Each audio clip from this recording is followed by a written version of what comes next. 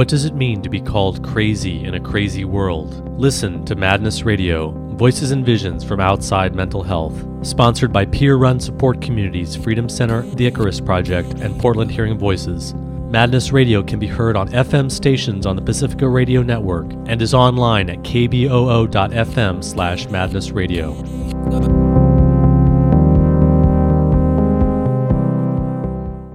Welcome to Madness Radio. This is your host, Will Hall. Thanks for tuning in. And today our topic is healing sex and somatic approaches to healing from the trauma of sexual abuse. And my guest is Staci Haines. Staci is a somatic practitioner in the San Francisco Bay Area. She's the author of Healing Sex and the director of the film Healing Sex and the developer of the Somatics and Trauma Training, which is an innovative healing approach, body-oriented healing approach. And she's also the co-founder of Generation 5, which is a national nonprofit whose mission is to end the sexual abuse of children within 5 generations. So welcome to Madness Radio, Staci Haines. Thank you for having me, Will. I'm really glad we were able to get you on the show because child sexual abuse is a really important topic. There's a taboo around discussing it. It's central to so many people's lives. The rates of child sexual abuse are very, very high for women and also for men in the culture. And also, Staci, you've developed a very innovative approach, which is a body-oriented approach and a sex-positive approach. And maybe we should get started. I know you yourself are a sexual abuse survivor, and if it's okay to talk about that, maybe you can just say a little bit about your own experiences and then how that informed and led to your interest in working in this field and the aim of ending child sexual abuse and developing ways of healing from sexual abuse. Yeah, I am a survivor of child sexual abuse. And I think, anyone who has had to deal with that kind of trauma knows that it's a very, very big road to dig yourself out of that. I really started my own healing process in my early 20s, and I was very committed to healing. I got some good help along the way, and I was still really stunned at what it took to actually really transform it so I could feel free from it in my psyche, in my heart, and in my body. I actually don't know if we're actually ever free from it. Child sexual abuse or any kind of rape or sexual assault has a very deep impact on our whole being. And it is transformable, but I think over time it's almost like it gets deeply integrated. One story I do want to tell you, though, about my own healing and survivorship. I was sexually abused by my father and then some of the community around my family. Like many people, I mostly dealt with it by deeply compartmentalizing my life. I think for those of us who get to kind of heal and find a way through, one of the things that we get good at is really holding contradictions, which can be a good skill to have over time. But it was important in my survival to try to stay as connected to my family as I could and also really deeply compartmentalize all the trauma.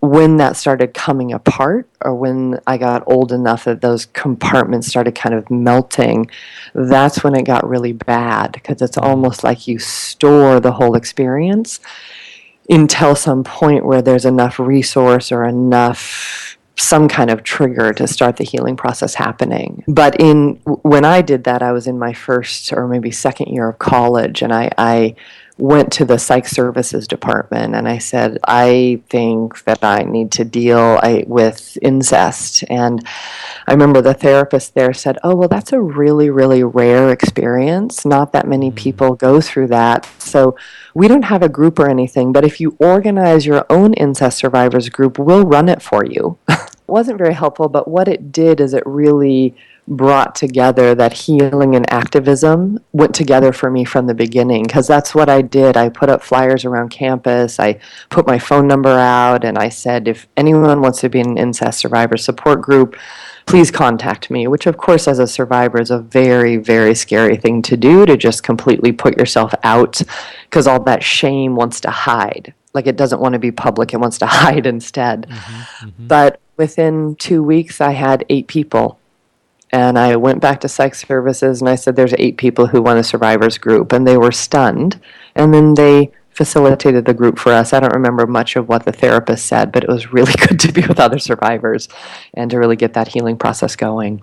Wow, that's really extraordinary. So that's how you sort of started as an activist from the very beginning, because I was imagining that was a kind of a response that just sort of said, well, it's up to you. We can't really do anything for you. But then you turned it around and did something. Staci, you said incest, and I know this isn't something that we talk about very much, but for people who don't really know what that might mean, people maybe have a stereotype or an image. It's very diverse. When we're talking about sexual abuse, we're talking about a very diverse range of experiences, and a lot of things will qualify or fit that category without necessarily being the same from one person to the other. Do you want to say a little bit about what it was that happened with you, if that's okay, just for people who want more information about that? Child sexual abuse is kind of a big catch-all name that really points to anyone who is raped or sexually assaulted or molested under the age of 18. And that's just legally in the United States, 18 is our adult cutoff date.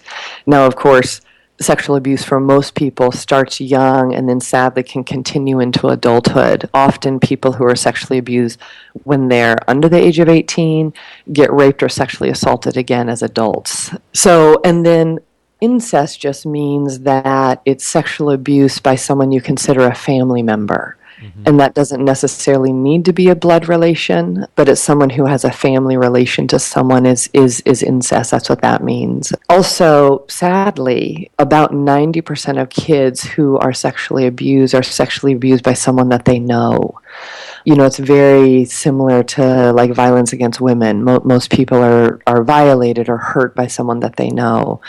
And you can kind of understand it's people who have access to kids or have a trusting enough relationship that manipulation can happen. And then that they can also, you know, threaten the child enough to have them not tell. It's mostly family members too. It's not just necessarily teachers or counselors or sports coaches, but the majority is family members.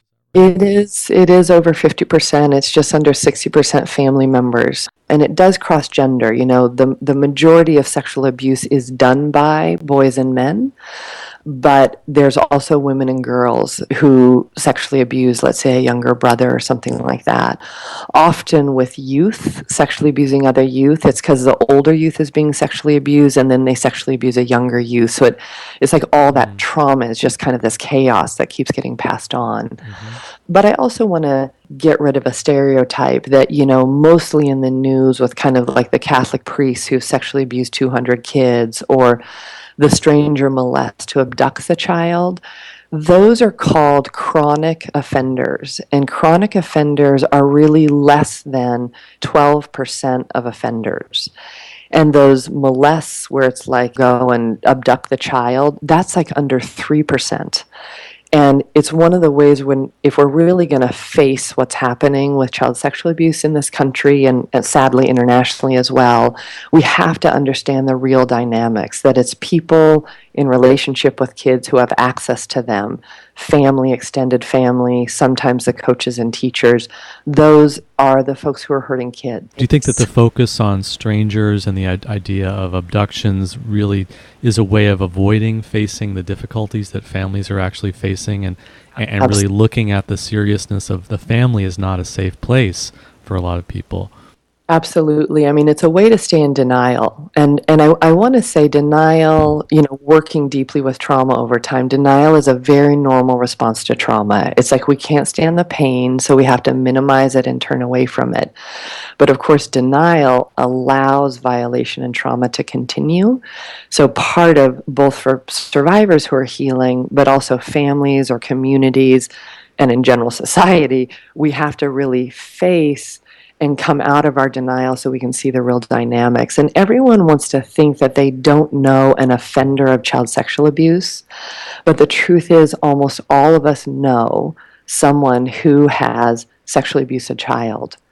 If we're honest about what happened in our extended families, or if we just look around and go, let me really see who's in my neighborhood, almost all of us know someone who's an offender, but we kind of don't want to acknowledge that we know them, right? So for your own story, you said compartmentalization, and that's related to something that we talk a lot about in body-oriented therapy, and you talk about in somatics, which is this idea of dissociation. And tell us a little bit more about what your experience was, and then how you use that compartmentalization as a way of surviving and continuing until the point where you could start your healing process. Like many other survivors, dissociation is not something we have to learn. It actually comes with our biological wisdom. We actually, or our spiritual wisdom, however you want to think about it, but we know how to dissociate when an experience is too overwhelming.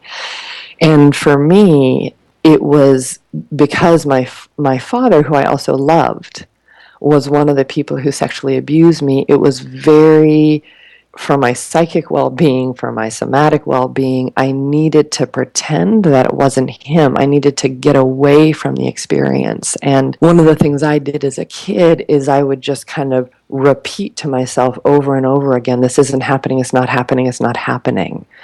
We know in spiritual contexts that chanting mantras can put us into a different state. Mm-hmm. Well, as a child, I, in some ways, was doing that same thing. And I didn't have to learn how to do that, but I knew how to send myself into a dissociative state.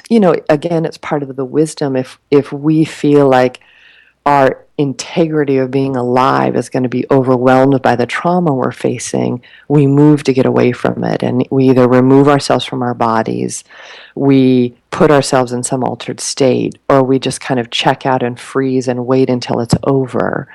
And then we can come back to some semblance of integrity to be able to make it into the next day. Staci, do you want to say a little bit more about some of the stories from your own experience about your family and dealing with that? I think as is pretty normal. Once I really came out to my family about the abuse and let them know I was healing, my mother came forward that she had also been sexually abused by her father and her brother. And as I got more into my own healing and also really wanting to do social change work around this issue, I understood that that's a fairly typical dynamic. Often one of the parents, if it's child sexual abuse within the family, is also a survivor themselves.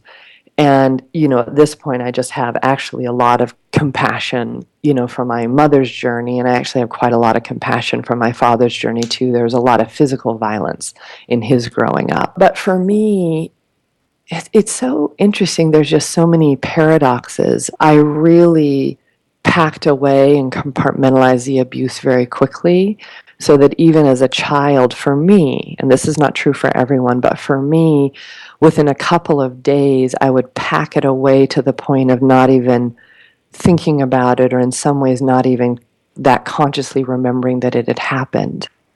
Because it was very important for me to hold on to the ways in which my family was a loving family and into some idea of normalcy.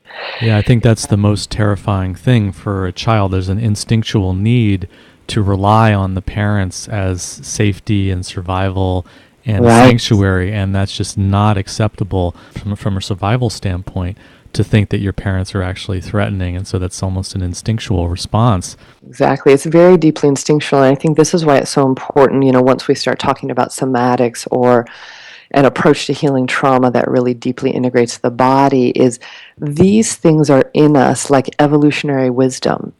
We didn't have to consciously learn how to do them. And human beings, if you think of us as kind of 10,000 years of evolutionary wisdom, or you could even think of our bodies as 3 billion years of evolutionary wisdom. There are three things that our whole psychobiology is always tracking for. We're tracking for safety.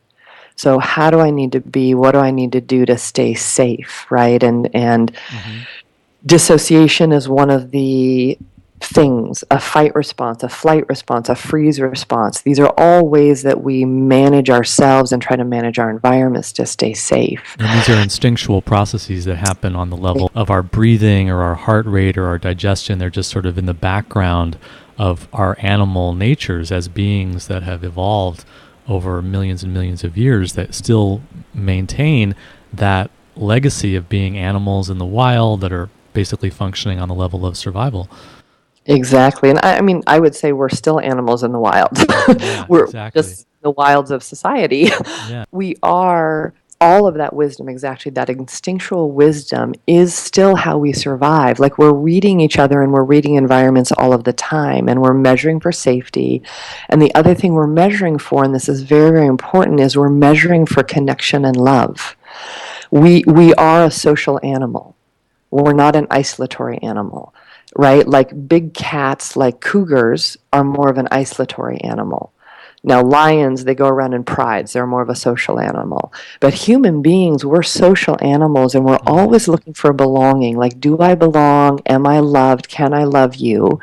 To like build the social fabric. And what's so deep about child sexual abuse, or really any kind of sexual trauma, is it really negatively impacts your sense of safety because you've been literally violated in one of the most intimate ways. But it also breaks your sense of belonging, and there's profound isolation. And one of the trauma symptoms that happens over time that we need to heal from is oftentimes we're torn, like we have to choose either safety or belonging. And instead of both, what we need as human beings is we need safety and belonging operating together so that we have both simultaneously. That's really how we build good intimacy. That's the ground from which we have a healthy sexuality.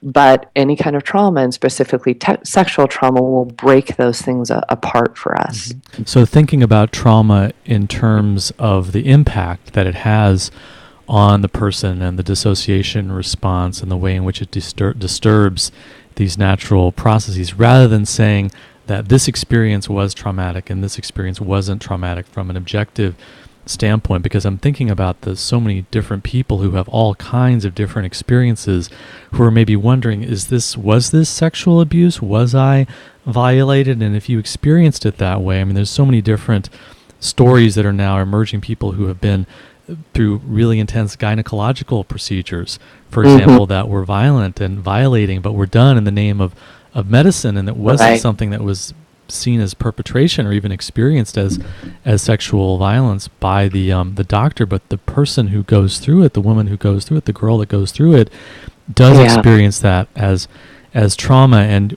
one of the things that you talk about in your work is also the way in which maybe talking or ridicule or making jokes or pointing out someone's sexuality in a inappropriate way as a child itself can be invasive and a form of child sexual abuse. And I know from my own experience, I mean, there's such a continuum, but I was never raped by my father or my mother, but at the same time there was intrusive touch, there were intrusive experiences, there was a way in which my mother did things, and now it makes sense to me because I know that she has a very, very violent sexual abuse history herself, and so there was that history in the family. She did things she didn't even realize the impact that it had on me, but growing up I learned, wait a second, I need to start connecting the dots here. I do have some sexual abuse trauma in my own history, and that has impacted me both in my life in general and also in my sexuality. It's anybody who's listening to this interview should really think about the ways in which your experiences may have led to certain kinds of responses, rather than thinking of child abuse or rape in terms of like, was a crime committed, or does it fit the legal definitions? Exactly. Yes, it's so important what you're saying, because it isn't like we want to say these acts, like these perpetrations, are the only ones that count. It's not even the right way to measure it. What we want to do is really look internal and go, do I know how to generate a deep sense of safety, like in my body, in my sexuality, in my loving? Do I know how to generate safety? Do I know how to have boundaries that take care of me and other people? And do I know how to build intimate, loving sexual relationships? Can safety and love and pleasure go together? And lots of things impact that for us. And obviously, child rape impacts that. Being raised by a mother who was sexually violated and didn't do her healing has a really big impact, because things just pass on. Like my mother became a non-protective parent and couldn't protect me in the face of what was happening. And then we also have to, and I don't want to go too much into this, but we do not live in a social environment that is very healthy around bodies or gender or human sexuality. So all of us are soaking in that environment and impacted by it in some way. And most people that I know had to proactively create an embodied, pleasurable, connected sex life. Very few people inherited that or learned how to do it because of kind of the culture inside most of our families and then the broader society's kind of beliefs that we're living inside of. So if we don't have a sex positive culture, if we don't have a society where we're talking openly about sex or educating young people about sex, that it's okay to bring up sex as a topic, as long as we have these taboos in place and we keep pushing things down, we create an environment where sexual abuse is more likely to take place. And when it does take place, people have a harder time getting help or even understanding what happened to them. Yeah. This is what's so tricky about it, is you imagine a kid having something that violating happen, and you just get left. Like, I remember I felt so ashamed, and I didn't even know why I felt so ashamed. I just knew something really bad had happened.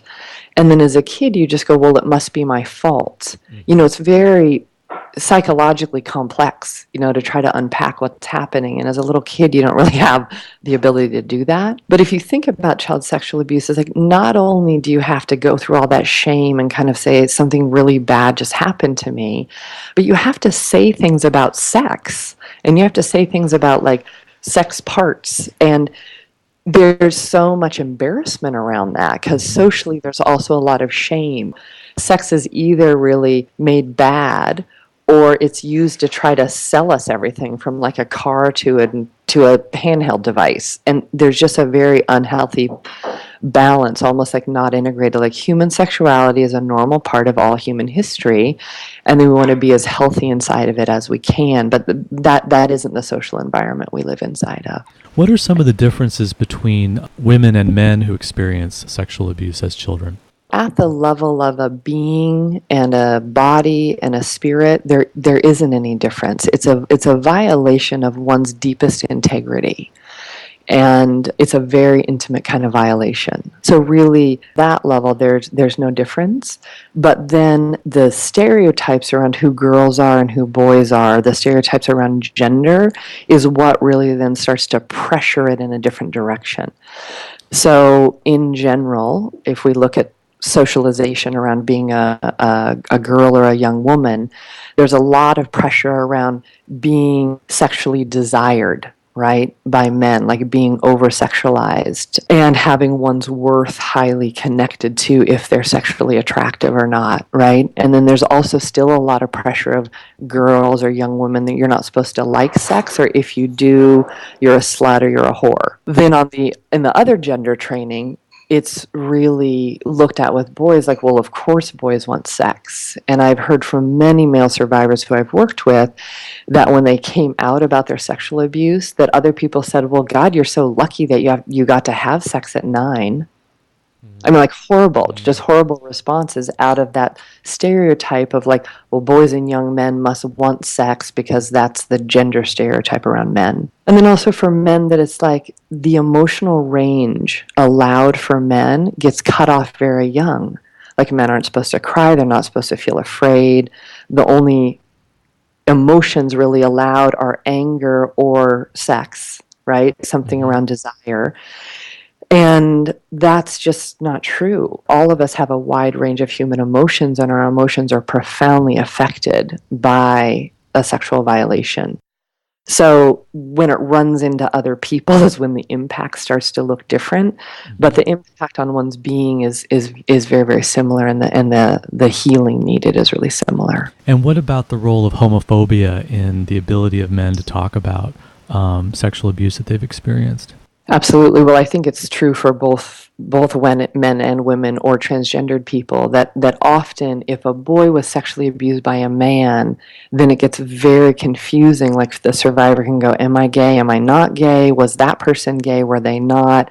And then all the homophobic stereotypes around being gay rush in there. Mm-hmm. Now, most men who sexually abuse boys do not identify as gay. They identify as straight, right? Human sexuality is very complicated. Now, also for women, there's a whole stereotype of like, if you're gay, if you're a lesbian or you're queer and you were sexually abused, that must be why you're gay. Because if you hadn't been hurt by a man, you'd want men. So there's also a lot of negative stereotype for female survivors who are gay. And then I really want to say for transgendered people, almost always being transgendered gets pathologized.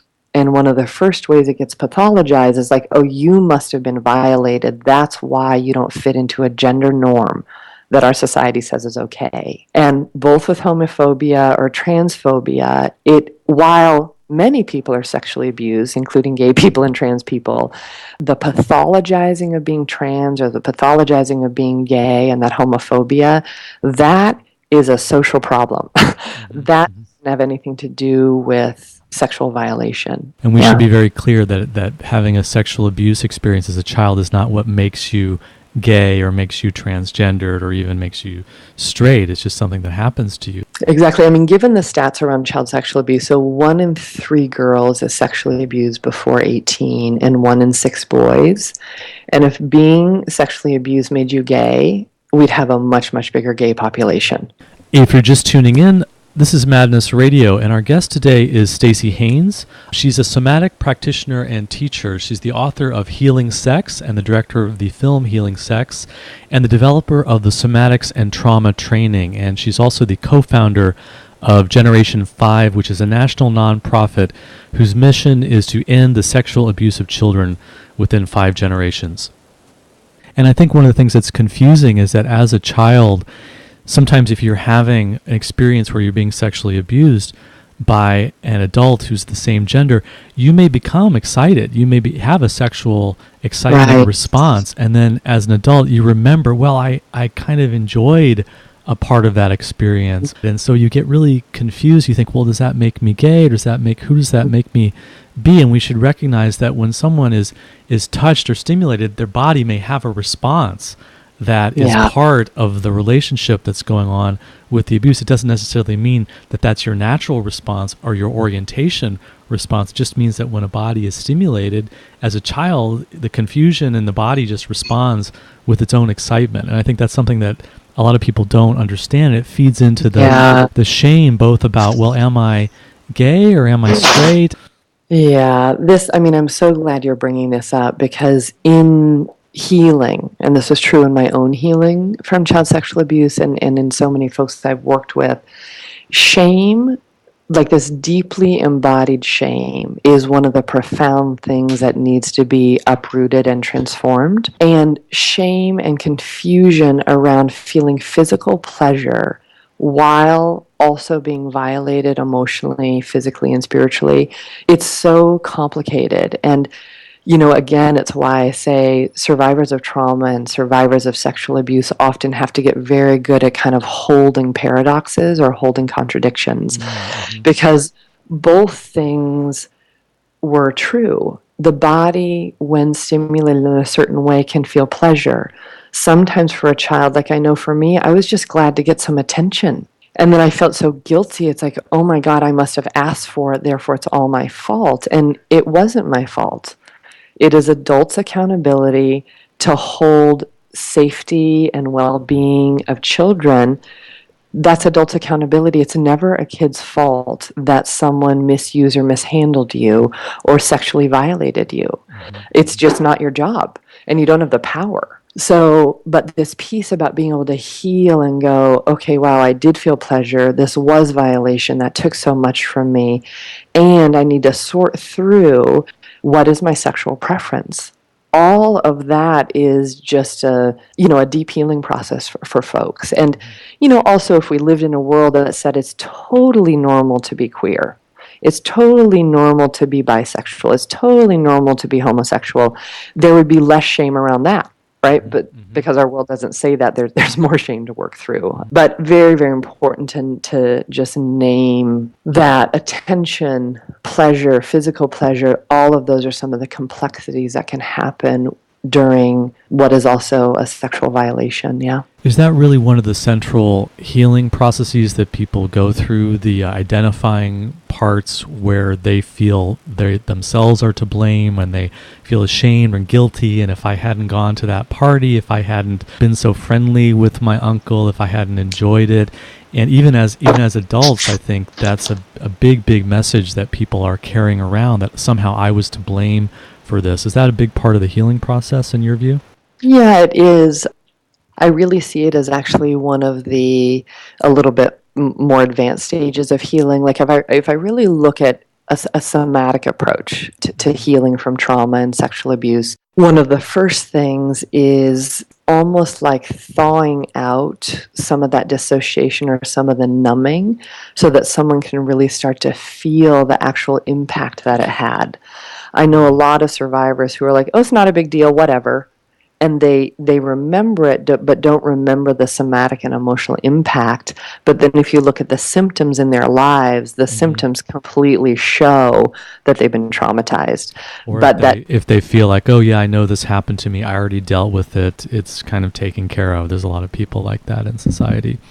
Yeah, there are, because again, there's little support or reflection about the impact it really does have. And numbing and dissociation and minimizing are normal survival strategies. Well, so maybe we should sketch out what are some of the impacts, like if you're an adult and you're having certain kinds of experiences that you might think of as tracing back to sexual abuse that needs to be healed, that hasn't been healed. What were some of the things? You mentioned numbing, you mentioned compartmentalizing. What are some of the other things that people might be experiencing?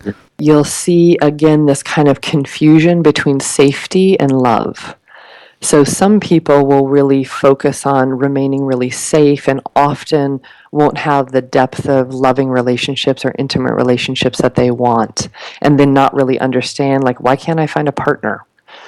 Other people might lean more in the direction of, like, I just want to be connected, and often be in either relationships or environments that don't really take care of them or don't respect their boundaries or can be further violating, but they'd rather be connected and they're used to being not safe. Other things is that a lot of survivors, to manage the pain, might have harmful drug or alcohol use. So there's a high connection between trauma and sexual trauma and harmful drug or alcohol use to just manage the pain and manage some of the, like, feeling dissociated and not being able to connect, feeling worthless and trying to build one's confidence again.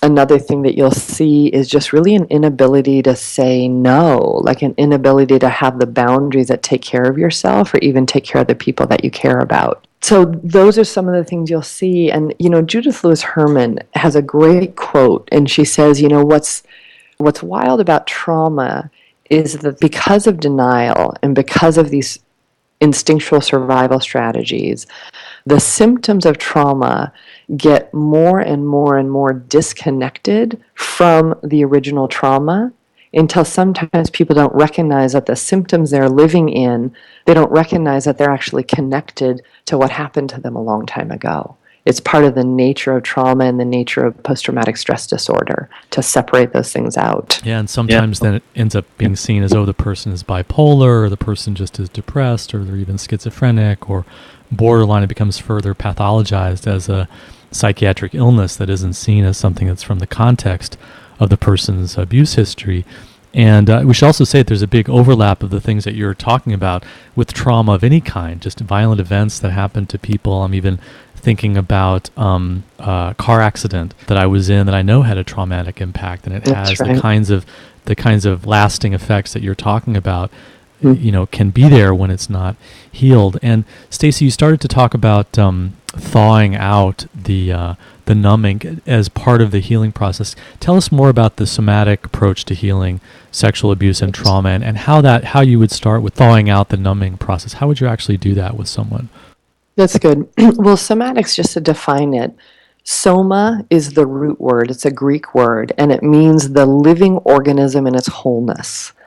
And I know that's a little bit weird, but it's the best way in English that we have to say that kind of the mind, body, and spirit are one integrated system.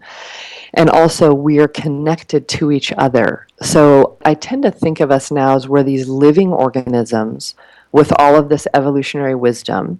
And we can think and we can feel and we have instincts. And we want to get thinking and feeling and instincts all lined up and working together. So somatics will also say is it's a path of embodied transformation. So what somatics is not the body add-on to psychotherapy. Somatics is actually has a very different understanding of how change happens than traditional, let's say, cognitive psychotherapy does. Mm-hmm. And it also understands a human being much more as a living, breathing organism and not as a psychology. Okay, so it's closer to bodywork and massage approach than it is to, say, psychoanalysis or talk therapy. Well, kind of, except oftentimes what happens in massage is that people are still looking at a human being in a pretty objectified way, like your muscles and your sinews, and you're a skeleton, and we're going to rearrange those pieces so that you're in less pain. There's plenty of massage that's done in a fairly objectified way. What we're saying is that the self and the body are the same thing. Let me just give an example. In my own healing process, I use a lot of somatics in my own healing process, which is really how I got introduced to it. And a contraction that had been held like in my right hip, like our bodies will contract and contort and compartmentalize things, right? That happens at the level of the muscles when we're being traumatized. We'll kind of shut our hearts down or we'll back our hearts up. And that isn't just metaphoric, it's literally the body is trying to manage trauma and pain and store it away. So repression isn't just a psychological thing, but literally we push things down into our bodies, into our lower guts, into our muscles, into our hips, right? So in my own healing, there was a point when I was really working on de-armoring and letting go of the contractions, particularly in like my right hip and my right thigh. And here's how it happens. It's like the muscles let go, and then emotions come, and then memories or images or stories get revealed through the body letting go. And I could fully integrate and process through another experience of sexual abuse because my body let go. You really want to think of as muscles as our memory banks. So the body and the self are not separate. It's one integrated system, and it's sometimes hard for those of us who've really grown up in the West. We've been taught a very Cartesian and objectifying view, really, of life, but of ourselves and each other. But that's not really how it works. It's not really how it works. So what might a session with a somatic practitioner look like? So a somatic practitioner or a somatic therapist, either one, is trained in regular therapeutic conversation, also in standing work. So there's standing practices where you can get up and really start to learn and listen to what has been embodied. And then there's also hands-on laying down work. So like on a massage table, I'm fully clothed, but touch and conversation at the same time. So a session could look like we sit down, we have a conversation about, let's say someone is really working on trying to relearn boundaries because child sexual abuse and sexual abuse really decimates our boundaries. So we might talk about that a little bit and then talk about where someone can feel that in their broader body. And then we might stand up and do literally some boundary practices where I could pretend, okay, I'm a person walking toward you who you want to say no to. And then we teach a centering practice and a way to say no using the body, the mind, and the spirit so that the whole nervous system is getting retrained from a state of having your boundaries decimated to being able to rebuild the boundaries and the capacity of the self and the nervous system to say no when it takes care of them.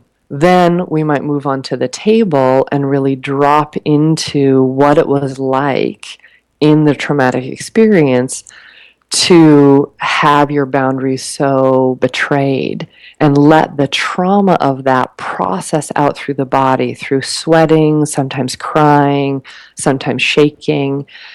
It's like our survival strategies will not let go until the traumatic experience underneath them gets processed through. And this is something that I've also seen in process work, which is the therapy approach modality that I was trained in, is that there's a way in which the confinement of psychotherapy to just talking and sitting and not touching each other, not standing up, not moving around, not moving into different modes of expression and interacting with each other, that can really limit it and actually recreate the whole scenario of being averse to touch, of being dissociated from the body. It seems like therapy itself is often itself dissociative in a sense. Let me talk a little neuroscience for a moment. So the field of neuroscience and neuropsychiatry in the last 15 years has really been starting to give scientific grounding for why somatics work so well. And there's a pretty radical shift happening in trauma work right now towards somatic work because of this. So just if we look at the brain, and the brain is only one organ, right? We have many organs in the body, and the brain is obviously a very important organ, but it's only one organ. And I'll say why I'm framing it like that in a minute. But the survival strategies like fight, flight, freeze, appease, dissociate, those are very much governed by the back brain or the reptilian brain. So there's the most neuronal activity happening in that part of the brain when we're under severe threat. And that's the most ancient part of the brain that's most similar with other animals and even reptiles. Yeah, that's the most ancient part of the brain. It's the oldest part of our brain. Then kind of if you think about it, over the right ear is called the limbic brain, or kind of the emotional brain. During and after traumatic experiences, there's also a lot of neuronal activity in that part of the brain.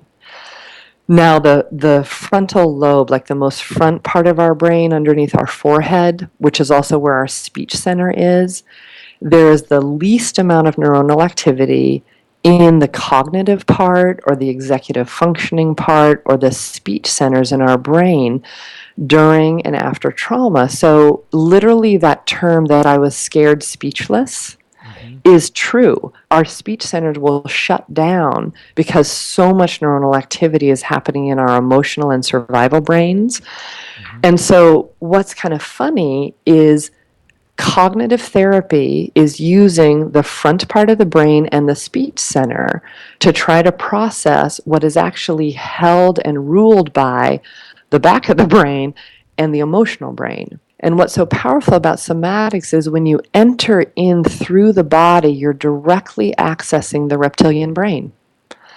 When you help the chest that's been constricted and protected for a long period of time, when you help the body let go, then the emotions that were stored or captured in the heart can start to process through. So you're directly working with the parts of the brain that showed the most neuronal activity around traumatic experiences. Talk therapy, we need it. It's an important part. We are meaning-making creatures. We are verbal creatures. We need that part for integration. But talking alone cannot touch those other parts of the brain and body that are actually, which is where the trauma is being stored. Staci, for people who are listening to the show who are really concerned about the lasting impacts of trauma and sexual abuse on their lives, what are some of the things that they can do? I mean, I think that this theme of dissociation and reconnecting and thawing out can be a guide for different kinds of practices that we can do to become more embodied. What sort of advice would you have for people who want to start their own journey or continue on their own journey with that? Yeah. First of all, I'm just going to really encourage everyone. If you've had threatening, hurtful, traumatic experiences, I really, really encourage people to heal. It gets so much better. It gets so much better. Like really you can feel free from that and you can feel integrated. And for sexual abuse survivors, it is really possible to have a very expressive and connected and pleasurable sex life. It's really possible. So I want to put out the hope. Great. That's great. Then, yeah, as you heal, one of the main goals is to become fully re-embodied. So there's no place in your, kind of mind, body, and emotions that you're too terrified to go. So if any place in your body is numb, you know that it's holding something and storing something historical for you. And so any practices you do that are about embodiment, so feeling your sensations more deeply, sometimes people use exercise or meditation to dissociate. But if you move your body or dance or exercise or do meditation, use it to re-embody. Use it to come deeply back into the felt senses of, your chest, your hips, your lower body, your ears, so that you really occupy or embody yourself again. So don't just let yourself space out, but really notice the detailed, finely grained sensations that you are experiencing in your physical body, which can take a while. And it may mean slowing down and doing exercise or dance or meditating in a different way, getting up and walking around when you're meditating if you start to go out of your body, for example. But it's really, really important to feel those sensations again, because that's what we haven't. We left our bodies because our bodies weren't safe, and now we want to come back to our bodies and make them safe for ourselves again. Exactly. And what will also happen is as you start to embody more, it will kick off healing processes inside of you. And I just want to be really honest and go, it is not very much fun to heal from trauma. I mean, there are places where it's like, oh, I feel agony, or I feel isolation, or I feel grief. And it's like you're processing through the emotions and the experience that you did not have the capacity to do before. It takes courage, but you have the courage to do it. One thing I always say is if you already survived, you're more powerful than what happened to you. And it's very important to leverage your courage for transformation and leverage your courage for healing. It'll be much better for you, and then much better for all the people who love and care about you or who are being parented by you. Yeah. And then as things emerge, go ahead and enter into them, get some good support, and go through that process of integrating those traumatic experiences and processing them out through your body so you're not carrying them anymore. So the third thing about healing, so first we're talking embodiment, and then really processing through where the trauma is stored, right, in those deep places, and getting support in doing that. That's a very emotional process. And then the third piece that's really, really important is that you embody new skills, because trauma really only teaches us some skills, and it doesn't teach us things like mutuality. It doesn't teach us healthy boundaries. It doesn't teach us that surrender, right? Like when we think about sexual pleasure, surrender is part of what goes into that. And trauma doesn't teach us that, and it teaches us the opposite. So as you heal, to really look at what embodied skills, what tools, what ways of being do I need to know to actually build a really great life. And Staci, we don't have very much time left, but I wanted to ask you about the relationship that a survivor has with the offender, with the person who violated them. What sort of ideas and advice do you have for approaching that relationship and healing that relationship? Because our culture tends to be very focused on punishment and a criminal justice approach, and you've been an advocate more of a restorative justice approach. So tell us about how people should think about their relationship with the perpetrator here. Yeah, good. So at Generation 5, we really, along with a bunch of other people, developed a transformative justice approach. And people can read more about it at generation5.org. The first thing we need to pay attention to is an offender still harming anyone? Because it's very important to make sure that there's no further harm happening. And I know with my father, I really looked at that very seriously. It's like, is he hurting anyone else? Or the other people who sexually abuse me, really looking at that. But then really, much of the dynamic in the criminal legal system just keeps reinforcing trauma. I mean, I have so many stories I could tell you that we don't have time for. But what we're really looking at in transformative justice is how can, of course, the survivor regain safety and healing and choice, And then how do we humanize the person who did the harm, like humanize the offender and really hold a space for their humanity and their accountability. And it's hard because a lot of offenders are in a lot of denial. Like, I didn't do that. That's one of the first things in offender healing or treatment programs is offenders have to break their own denial about the impact they had, and they have to rebuild empathy. But that's possible. It's really, really possible for offenders to also heal and be accountable. And, one thing that's funny is we have the sex offender registry system. And when a sex offender moves into a community or someone who's been in prison, right, because most sex offenders never even touch the criminal system, right? Part of what happens for folks in that registry is they keep getting isolated over and over again. And the more connected an offender is in positive relationships, the least likely they are to reoffend. The more isolated an offender is, the more likely they are to reoffend.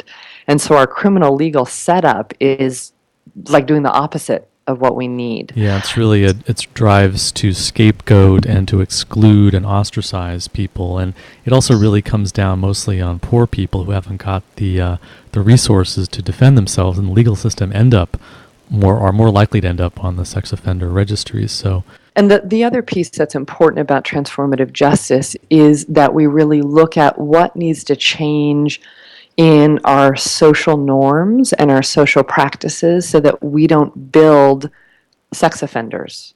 Like, a baby is not born someone who's going to sexually abuse. And we want to keep holding the individual accountable, but looking at why our society, what about sex and violence, what about objectification keeps happening, that we build that we train people into that kind of behavior.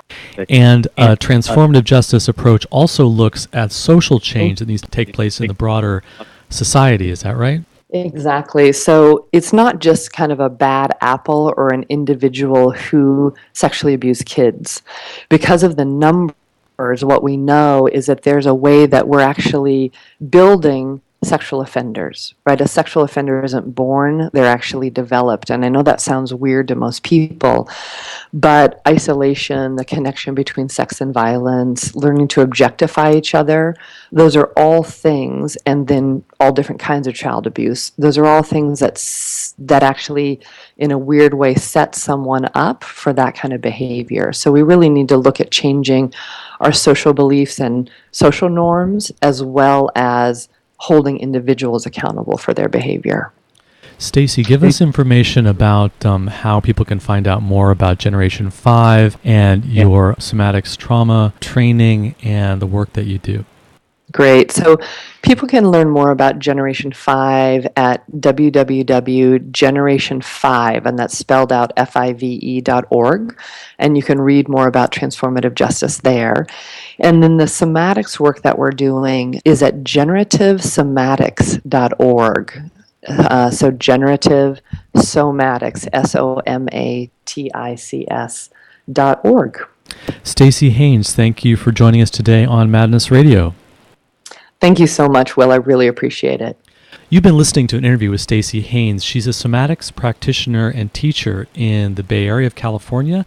She's the author of Healing Sex and the director of the Healing Sex DVD, the developer of the somatics and trauma training, and co-founder of Generation 5, which is a national nonprofit with the mission of ending the sexual abuse of children within 5 generations. That's all the time we have on Madness Radio. Thanks for tuning in. You've been listening to Madness Radio, voices and visions from outside mental health. Madness Radio is co-sponsored by peer-run support communities Freedom Center, The Icarus Project, and Portland Hearing Voices. Hosted by Will Hall, music producer is John Rice, with technical assistance from Jeremy Lantzman. Listen to our internet stream, podcasts, and show archives at madnessradio.net. Madness Radio can be heard on FM stations on the Pacifica Radio Network, including KBOO in Oregon, WXOJ and WBCR in Massachusetts, Alaska's KWMD, and WPRR in Michigan. If you have an idea for a story or guest on Madness Radio to help get us broadcast on a station near you, or if you just want to share what's in your head, contact radio@madnessradio.net.